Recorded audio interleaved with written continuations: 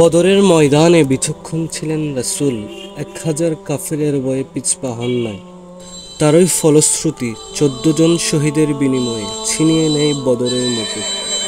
একদিন বাতিল হবে বিলীন, কায়েম হবে দিন। ফিলিস্তিনের জন্য মহান রবেই যথেষ্ট। اللهم ربنا آتنا في الدنيا حسنة وفي الآخرة حسنة وقنا عذاب النار আল্লাহ পাক রব্বুল মাবুদ মওলা ফরদিগার পবিত্র মাহে রমাদান মুবারক আল্লাহ পাক আমাদের ইবাদত বندگی সেহরি ইফতারি সিয়াম সাধনা তারাবি নামাজ কোরআনুল কারীমের তেলাওয়াত দরুদ সালাম সব কিছু তুই মনিবের আলিশান দরবার বিশেষত বদরি সাহাবায়ে কিরাম যারা বদর দিবসে শাহাদাত বরণ করেছেন প্রত্যেক বদরি সাহাবাইদের মাজার পৌঁছে বাংলাদেশে বিভিন্ন অগ্নিকাণ্ডে যারা আহত হয়েছেন, যারা নিহত হয়েছেন, আহতদেরকে তুমি আল্লাহ শারীরিক সুস্থতা নসিব করো, জলদি জল শেফা দান করো।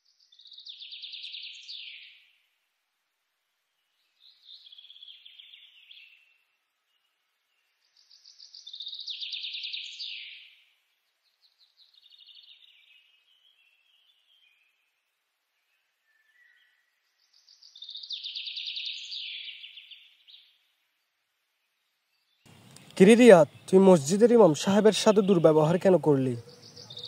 তো কি হয়েছে? উনি দেখি সবসময় মানুষের জন্য দোয়া করে।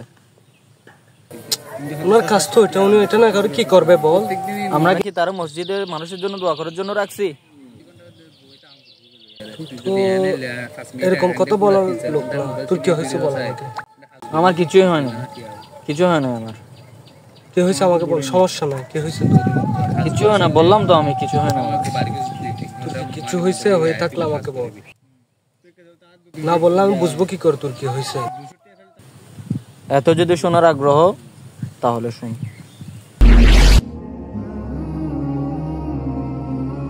কি অবস্থা? আলহামদুলিল্লাহ, ভালো আছেন? একটা দুঃখের বিষয়, আমরা ফিলিস্তিনের জন্য যে ডোনেশনগুলো কালেকশন করছিলাম সেগুলো যার মাধ্যমে পাঠানোর কথা সেই সবগুলো মেরে দিচ্ছে। আসলে এই দুনিয়ার কাউকে বিশ্বাস করা যায় না, সব ফালাই বাটপাত। ডোনেশনের টাকা পর্যন্ত মেরে দেয়, আর কোনোদিন কাউকে ডোনেশন দিব না। তো তুই বল এখন আমি কি করব? দাঁড়া, আমি তোর সব কিছু ক্লিয়ার করি। তুই একটা জিনিস খেয়াল কর, যখন আমাদের দেশে কিংবা দেশের বাইরে কোনো মহামারী বা বিপদ, এমনকি মাজলুমদের উপর যখন জুলুম করা হয়, তখন আমাদের দেশের সর্বস্তর জনসাধারণ সবাই আবেগ আপ্লুত হয়ে সবাই চেষ্টা করে যে মানুষের হেল্প করার জন্য। তখন কিছু অসাধু ব্যক্তি চক্র তারা এই সময়টাকে তারা পুঁজি করে মানুষের অর্থ সম্পদ লাখ লাখ টাকা হাতিয়ে নেয়। তাই ডোনেশনকৃত টাকা হস্তান্তর করতে সঠিক মানুষ বিবেচনা করে মানুষের হাতে তুলে দিবি, ঠিক আছে? শুধু সঠিক মানুষ বিবেচনা করে কোনো লাভ নেই। শুধু সঠিক মানুষ বিবেচনা আর করবো না, এখন থেকে আর ডোনেশন কালেকশন করা বন্ধ করে দিব। ডোনেশন আর কালেকশনই করবো না, বাস। কেন ডোনেশন কালেকশন করবি না? অবশ্যই ডোনেশন কালেকশন করবি, কেননা আমাদের শ্রেষ্ঠ নবী হযরত মুহাম্মদ সাল্লাল্লাহু আলাইহি সাল্লামের মতো নিষ্ঠাবান, ন্যায়পরায়ণতা, মানুষের কথা চিন্তা করে এমনও অধিক মানুষ এখন বাস করে, তাদের জন্য তোরা ডোনেশন কালেকশন করবি। বর্তমানে রাসূল সাল্লাল্লাহু আলাইহি ওয়াসাল্লামের আদর্শ টিকিয়ে রাখা কষ্টসাধ্যের। ডোনেশন কালেকশন করা বাদ দিয়ে দিব, ডোনেশন করব না। তুই যদি ডোনেশন কালেকশন না করিস না, তুই একটা কাজ করতে পারিস। আমাদের মুসলমানদের সর্বোত্তম মাধ্যম হলো দোয়া। দোয়ার মাধ্যমে আল্লাহ সব কিছু কবুল করে।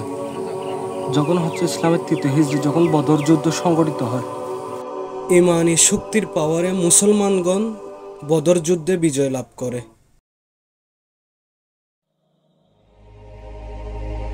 313 কাফেলা নিয়ে বদরের প্রান্তরে বিচক্ষণ ছিলেন রাসূল, 1000 কাফেরের ভয়ে পিছপা হন নাই।